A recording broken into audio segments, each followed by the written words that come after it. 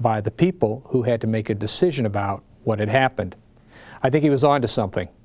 Hello and welcome to the Basic Security Officer Training Series. I'm Bill Jackson. We have a tendency to make the report writing process much more difficult than it really is. It's nothing more than a combination of facts written in such a way that it makes sense to the reader. That point brings up a question. Who actually reads these things anyway? Well, it's a good question. If you think that no one seems real interested about your written report, you're mistaken. Someone in the organization wants to know what happened. Here's a list of possible interested parties. Supervisors. They're going to look at the report in order to get an idea of how well you are doing your job. The report that you write might be a part of your next evaluation and possibly your next raise. Of course, if the report is incomplete or poorly done, this could go the other way too. Risk management. They will want to see your report in order to get a first look at potential future problems for the company. Your report may not be the one that identifies a major problem, but it could be put with other reports and used to show a trend or pattern that the company needs to be concerned about. The police. If they're going to follow up on your initial report, they're going to have an idea of what you initially did, saw, and heard. If the report is not complete, a criminal could walk away undetected. The insurance people. They're interested in your report for many of the same reasons that the risk management people are. They're also concerned about potential claims being filed against the company that could end up costing a great deal of money. The lawyers. In this very lawsuit-oriented society that we live in, any company that does not keep their legal team advised of potential court actions is just asking for trouble. The judge and jury. If it comes down to a courtroom battle, our report may end up being the best weapon that the organization is going to have. The administration. They're going to view the report as an indication of the overall effectiveness of the entire security operation when a critical incident happens. No pressure there, huh? The fact of the matter is that when you sit down to write a report about an incident, you really have no idea who might end up reading it. It could very well be that very few people see it. It's also possible that it will be reviewed very closely by 9 people in black robes from the highest court in the land. You just don't know.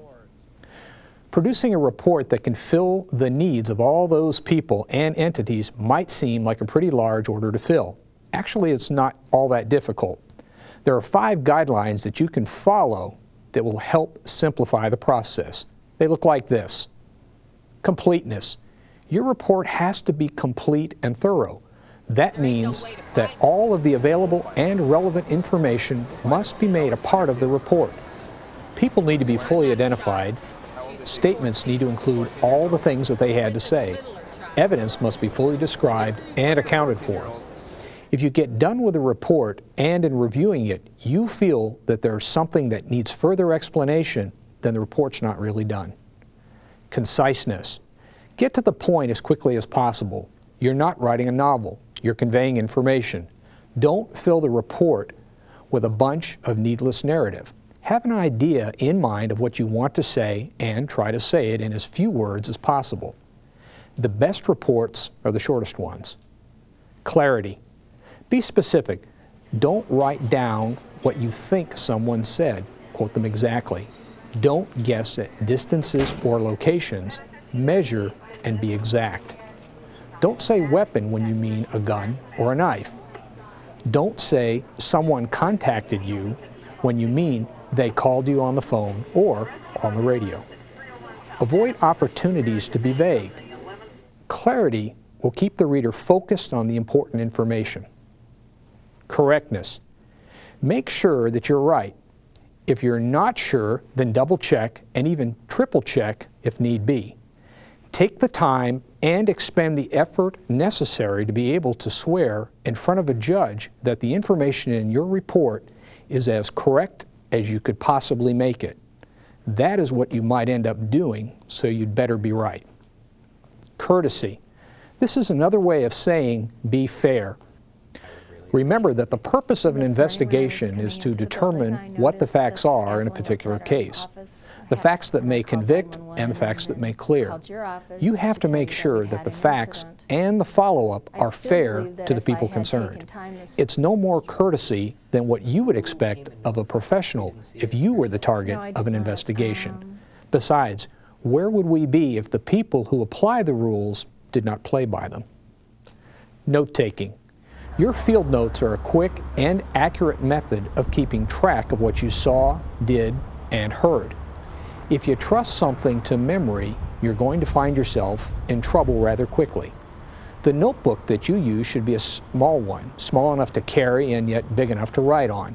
In lieu of a regular notebook, some security officers like to carry a small stack of 5 or 10 3x5 cards with lines on one side. They're great for writing and can be brought to court without losing the contents of the rest of your notebook. Always carry 2 pens in case one doesn't write. When you're going to use your field notes, what are you going to use them for? Well, several things. They will be your main reference point for writing your final report. They will come in handy when you hear someone contradicting a statement they made to you previously. They will be helpful later when you need to refresh your memory before giving testimony. They will also serve as a checklist to make sure that you've done everything that you need to do in conducting the investigation. These are an excellent opportunity for you to showcase your ability as an investigator. Remember this too.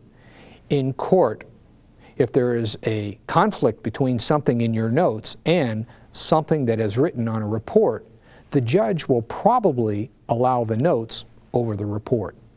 There is a presumption that the notes are more accurate since they were taken at the scene at the time of the incident. Make sure you safeguard your field notes and keep them stored for at least 5 years in a safe place. How you decide to write your field note is up to you. These tips are offered as a way for you to make sure that your field notes are as good as they should be. After all, this is where the investigation will get its start. First, keep them legible. They're no good if you can't read them. Make sure they are complete. You need more than just the basic facts. Have a system. It can be yours, but you must be able to explain it and use it consistently. Abbreviations are fine as long as you know what they stand for. Stick with simple, commonly used abbreviations, and if in doubt, don't abbreviate. Use all of the space on the page. If you don't, people may accuse you of leaving something out. Develop your own style. It has to be comfortable for you or you won't use it. Don't wait. Write it down right away. Memory fades and eventually fails. Another thing, don't rip pages out. It looks like you're being dishonest. This may come back and haunt you in court. Don't erase an error. Instead, draw a line through it and keep going. Don't make any personal notes in your field notes. They're tough to explain on the stand. Do not put opinions in your field notes, just facts. And finally, review what you write.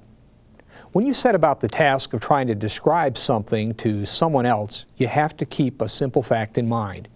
You are trying to tell someone about an object so that they would recognize it from all the other objects of a similar nature in the whole world. You're trying to make it exclusive. In order to make that task work, you have to follow a few simple guidelines. First, be specific. I've never heard a supervisor or an administrator, a lawyer, or even a judge complain that a report that they are reading contained too much detail. There was a case in one situation where a report said that some suspected marijuana had been found in a bowl. The defense attorney started to ask the security officer what kind of bowl he was making reference to in the report. Was it a salad bowl? Was it a cereal bowl? Perhaps he meant a toilet bowl.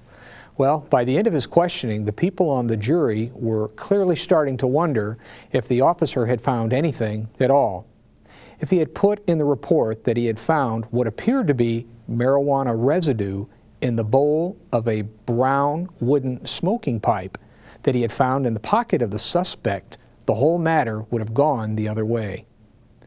Be specific about what you're trying to describe. Remember, details matter. Describe what you see and not what you think you see.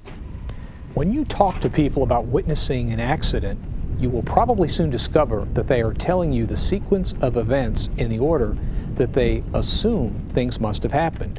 For example, most people don't actually see a traffic accident. They hear it. Sir, are you okay? They hear the crash Sir, and quickly look at the source of the noise just in time to see the vehicles at final rest. Then they look at what is in front of them and put the scene into a sequence of events that is based upon their experience with such things. They could be totally off base in their assumption of what happened. Don't shortcut a description. It may be very easy and quick to describe a piece of jewelry as a gold ring with a diamond in it, but the longer version is probably closer to the real truth. It's a gold-colored ring with a diamond-like stone in it. The difference between the two is 2 words and about $5,000 if it comes up missing later in the case. This relates directly to items 1 and 2.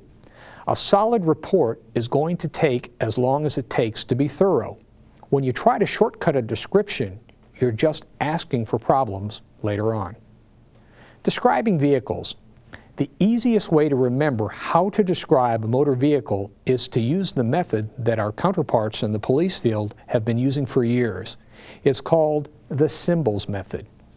That stands for color, year, make, body style, and license number, and special characteristics such as dents or other distinguishing marks.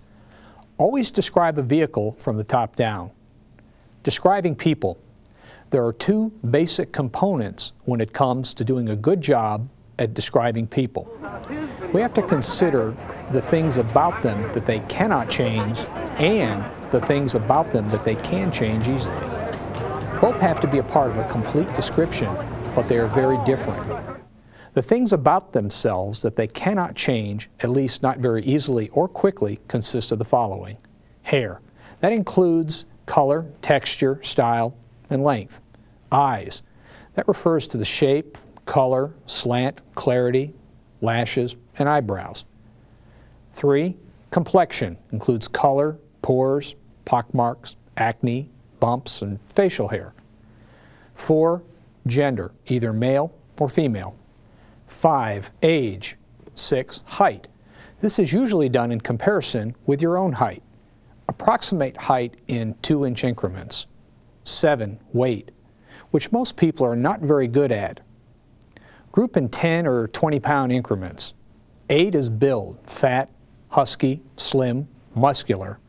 9. Nationality, white, black, Asian, Hispanic, etc. Our format to ensure a complete description is race, sex, age, height, weight, and build. Here's an exercise. Look at the person next to you and write a description. The listing of the things that they can change relatively easily consists of the following. 1. Their shirt. The color, the collar, the sleeve length. 2. Coat. The color, the type, the length, the fabric. 3. Pants. Color, style, fabric. 4. Socks. Color, pattern. 5. Their shoes. The color, the style, the type, the material. 6. Accessories. A sweater, jewelry, watch, bracelet, gloves, etc. 7. Their general appearance. Are they sloppy, neat, clean, dirty, uniform, etc. If you could concentrate on just one aspect of the physical description of another person, it would have to be what you could see from the neck up.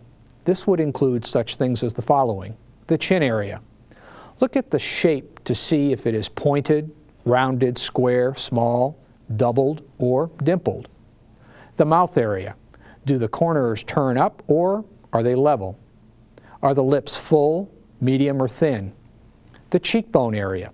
Are the cheeks high, low, or prominent? Are the cheeks themselves sunken, filled out, dried, oily, wrinkled, or lined in any way? The ear area. Are the ears large or small, flat or protruding? The forehead area. Is the forehead high or low, wide or narrow, smooth or wrinkled? The hair, what is the texture? Is it curly? Is it straight? Long or short? Is it neat or is it unruly?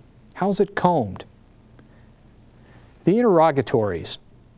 In a perfect world, the information that you need to put together in an accurate, brief, and clear report would come to you in a logical and clear manner.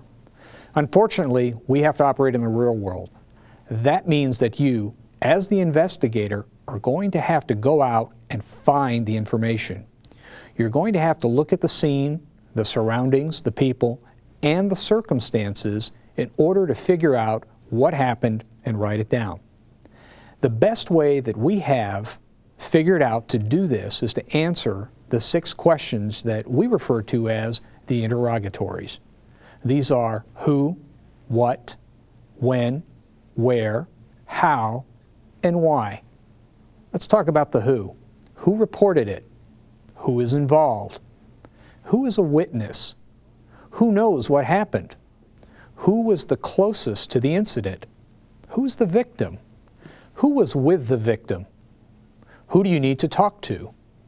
What? What happened? What was the victim doing? What was used to start the incident? What was the sequence of the events? What do we really know about the incident? When? When did it happen? When did they call us? When did it start? When was the property last seen? When were the police called? When was the ambulance called? When did people leave the scene? Where? Where did it actually happen? Where did the victim go? Where did the suspect go? Where were the witnesses when it happened? Where is the evidence now? How? How did the incident happen? How did we find out about it? How did the suspect get in and out? How did the victim get involved?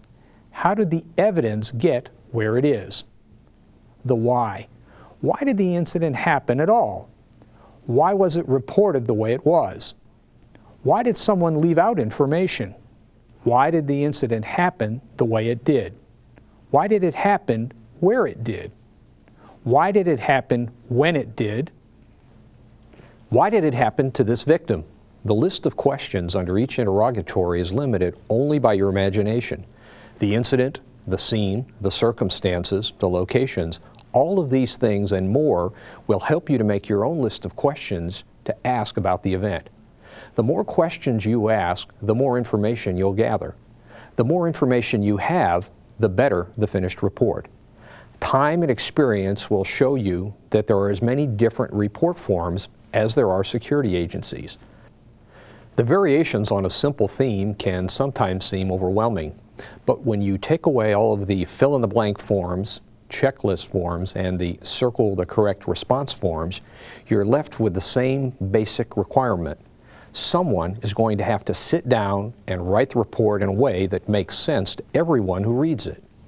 By following some simple rules of report writing, you can make the task much easier. The hardest part about writing a report is getting started. If you've done a thorough job of investigation, you already have the information you need. Now, it's just a matter of putting it down on paper in an accurate, brief, and clear manner. Here's how you start to do that.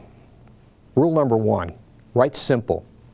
Just because it's going to be an official document doesn't mean that it has to sound like it was written by a team of attorneys. Use short, clear, and accurate words to describe what happened at the scene. It's not a short story, it's a factual report. If a sentence contains more than 22 words, it's probably too long. For instance, don't say a vehicle, say a car, or van, or truck. Be specific. Don't say detected. Say saw, or smelled, or heard. The purpose of the report is to convey information about an event to someone who was not there to see it. Don't cloud the issue by trying to use fancy words or difficult words. Don't call something a weapon. That could be anything from a nuclear aircraft carrier to a small pocket knife. Be specific. The more concrete and down-to-earth you keep the words, the easier they'll be to read, and the easier they are to spell. Rule number 2, write in the first person. Refer to yourself as I. That way, the reader of the report knows who did what. The infamous method of using the third-person format of calling yourself the investigating officer or the undersigned investigator takes way too long and is much too difficult to read. Don't cover up good security work by hiding it behind a tedious writing style. Besides, you're still going to have to sign the report. We're all going to know who did what anyway. Rule number 3, write in chronological order. Nothing ever happens all at once. Something happens which causes something else, which then causes something else, etc., etc. Your report will make much more sense to the person who reads it if you take the time and the effort to record the events in the order that they occurred. Being chronological will help to place the events at the scene in the proper perspective. It will allow the reader to see the flow of things and will enhance their insight. If the events are scattered all over the report, the person who reads it will have to go back and reread portions in order to understand. When possible, use exact quotes of people from those whom you interviewed. This is important when people make threats, refuse to comply, or admit wrongdoing. Rule number 4, don't use jargon or slang. One of the first things that we all do when we get started in a new endeavor is to make an all-out effort to learn the lingo. This is a fine form of socialization, but it has no place on a security report. Every career has its own unique phrases and words. They do not belong in your reports. The people who read your words may or may not have a similar background. You have to be mindful of the fact that you don't know who is going to read your report when all is said and done. It might go in a file in the office and never be seen again. On the other hand, it might be read by the 9 justices of the Supreme Court. There's no way to know. So, keep the cute stuff out, no 10 codes, no slang expressions, no profanity, unless it's relevant to a case, no locker room language of any kind. Remember, accurate, brief, and clear. Rule number 5, remember the rules of grammar. Sentences need to have a noun and a verb. They must contain an actor and an action. The words you use in place of nouns, called pronouns, must match the word they're being used for in gender and in tense. So, don't say we when you mean us. Don't say I when you mean they. Don't say she when you are describing him. It's also a good idea to try and use a noun as close to the front of the sentence as you can. In other words, get to the point. This is sometimes referred to as writing in an active way instead of a passive one. Remember that a sentence is a group of words that expresses a complete thought. A paragraph is a group of sentences that express a complete idea. When you change topics or ideas, start a new paragraph. The rules are really very simple. As a matter of fact, you learned 99% of what you need to know to write a good report by the time you completed elementary school. Try to become familiar with the report writing style and requirements of your department as quickly as you can. Ask questions and seek clarification on things that confuse you. A security report is a vital part of the job. It's not the kind of thing that can be guessed at or left to chance. Remember, accurate, brief, and clear. Don't get caught in the age-old report writing trap of getting in a hurry to finish the report and go home. It's amazing to see the number of people who can't take the time to do the report properly, but manage to find the time to do the report over. When you're done with the report, proofread what you've written. Someone who writes for a living would laugh at the idea of turning in something after just the first draft. Look over the report with a critical eye. You want to do all that you can to make sure that the report is as error-free as it possibly can be. Look for violations of the 5 C's and make the additions or corrections that are needed to turn the report around. If you're still not sure, ask another security officer to review the report for you. If you happen to be the officer who is asked to review another officer's report, you should take the request as both a compliment and a serious responsibility. Do the best review job that you can. Take the time to read the whole report and offer constructive criticisms. Remember, where this report could possibly go. What kind of job would you want someone else to do for you? That's our program on report writing. Thank you for joining us, and we'll see you next time.